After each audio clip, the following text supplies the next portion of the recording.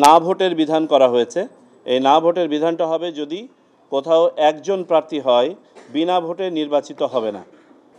আইন প্রয়োগকারী সংস্থা যে ডেফিনেশন আছে সেই ডেফিনেশনে সেনা, নৌ এবং বিমান বাহিনী সহ বাংলাদেশ কোস্ট গার্ডকে শামিল করা হয়েছে।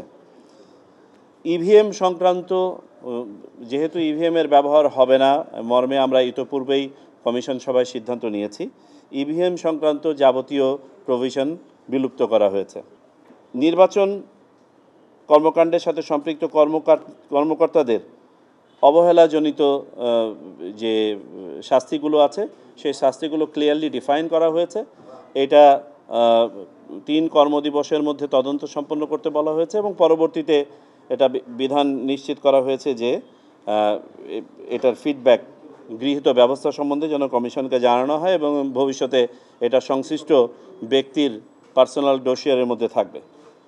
না ভোটের বিধান করা হয়েছে।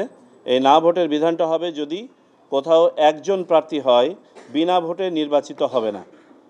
সার্বিকভাবে না ভোট নয়, যদি কোনো কনস্টিটিউয়েন্সিতে মাত্র একজন ক্যান্ডিডেট হয় তাকেও নির্বাচনে যেতে হবে, তার বিপক্ষে না প্রতিদ্বন্দ্বিতা করবে এবং সেখানে যদি পুনরায় না বিজিত হয় দ্বিতীয় ইয়েতে তাহলে আর ভোট হবে না, তখন ব্যক্তি প্রার্থী বিবেচিত হবে নির্বাচিত বলে।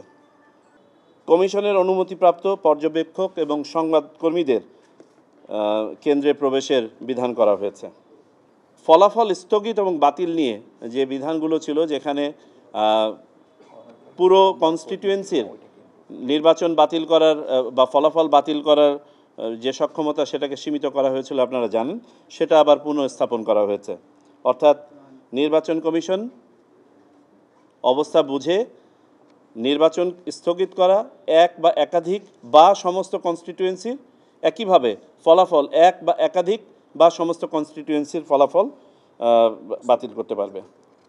আচরণবিধি লঙ্ঘনের জন্য শাস্তি কার্যকরের যে বিধান সেটা সন্নিবেশ করা হয়েছে, অর্থাৎ আরপিওতে এটার বিধান করা হয়েছে যাতে করে আচরণবিধিটা যথাযথভাবে প্রয়োগ করা যায় এবং এটা যেন আপনার একাধিক মাধ্যমে যেন প্রয়োগ করা যায়।